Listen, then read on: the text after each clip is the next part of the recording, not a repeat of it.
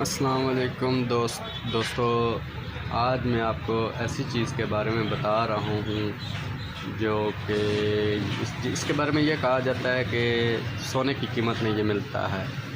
ये वैसे झूठ बोलता है, क्योंकि इतना महंगा भी ये नहीं होता है जितना कि अवाम ने बनाया हुआ है। लोग तो बहुत ज़्यादा महंगा इसको देते हैं, लेकिन आज मैं आपके लिए लाया हूँ बिल्कुल ताज़ा चलगोज़ा।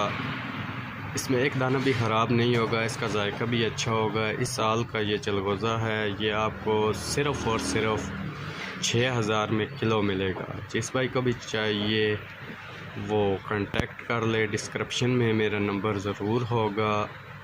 अच्छा चलगोज़ा है, एक बार आप ट्राई करें। वैसे तो मार्केट में ये 14, 18,000, 16,000 सेल हो रहा है, क्वालिटी भी वो नहीं मिलती है।